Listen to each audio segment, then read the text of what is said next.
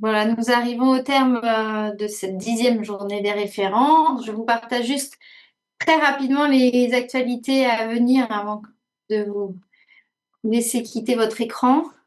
Actualité en termes de recos, donc on a vu, on a eu quelques infos sur les infections urinaires masculines qu'on attend avec impatience, en particulier pour consolider ce concept de cystite de l'homme et ajouter des missions de bon usage, en particulier dans le secteur ville, puisque ça, à l'hôpital, on voit un peu moins. Des recos HAS sur la prescription des antibiotiques en bucco-dentaire qui sont déjà parus. Oui, Alors, il y a eu des recommandations sur l'antidoprophylaxie et la prise en charge du risque infectieux, enfin la prévention du risque infectieux dans les gestes dentaires. Ça, c'était l'année dernière. Là, c'est sur l'antibiothérapie curative qui, ces recos paraîtront normalement à l'été. Très bien.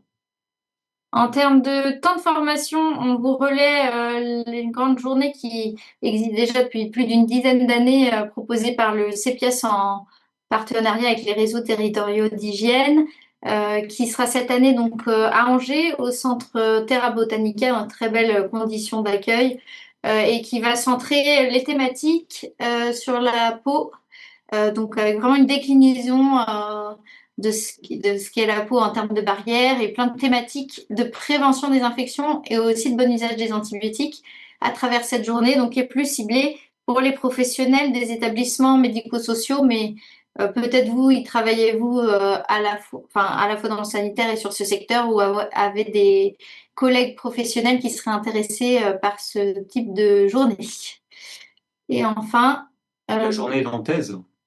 oui, pardon. Je vais trop vite. On a nos collègues de l'équipe multidisciplinaire en antibiothérapie de Nantes, dans le 44, qui proposent de façon annuelle une journée de formation à destination des médecins généralistes. Et donc, cette année, elle se tiendra en juin, le 12 juin. Donc, rendez-vous à Nantes pour ceux d'entre vous qui sont médecins généralistes ou qui ont des collègues vers qui on peut faire cette promotion. Et puis voilà, c'est plus les perspectives. On a pas mal évoqué tous ces intérêts quand même d'outils un peu pragmatiques, clés en main, qui nous accompagnent au quotidien dans nos prescriptions, dans nos missions, qu'on soit expert d'infectiologie ou pas. On va pas mal travailler cette année au CERATB sur les différentes boîtes à outils, que ce soit sur le secteur ville, établissement de santé, ou aussi également usagers, hein. On a parlé longuement de l'intérêt d'aller aussi vers les usagers. Donc, on vous tiendra informé tout au long de l'année via nos mailings et nos différents brévots lorsque ces boîtes seront finalisées. Et enfin, un dernier petit rappel, parce qu'on a peu de succès avec cette proposition, la possibilité, vous, quand vous êtes antibio-référent des Pays de Loire, ce qui est pas le cas de toutes les personnes inscrites aujourd'hui, évidemment, mais de la possibilité d'être inscrit, de vous inscrire à Hippopie et d'être remboursé sur votre abonnement individuel par le CRATP. Donc, n'hésitez pas à revenir vers nous par rapport à cette proposition.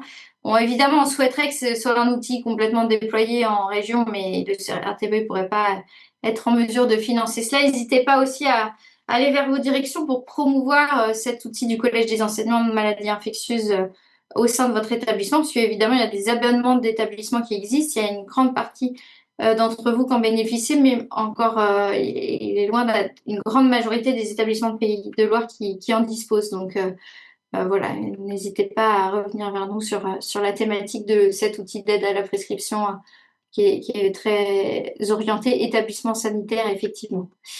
Et voilà, et bien, il me reste qu'à remercier très chaleureusement et sincèrement les orateurs pour la qualité de leur présentation, en particulier ceux qui se connectaient de Paris et de Nîmes, mais également nos collègues des Pays de Loire. Merci à toute l'équipe du CRATB pour euh, leur collaboration sur l'organisation de cette journée, les aspects techniques, le relais des questions. Merci également à Jean-Paul Alves qui nous accompagnait pour la réalisation et tous les aspects techniques. Belle soirée à tous. Au revoir.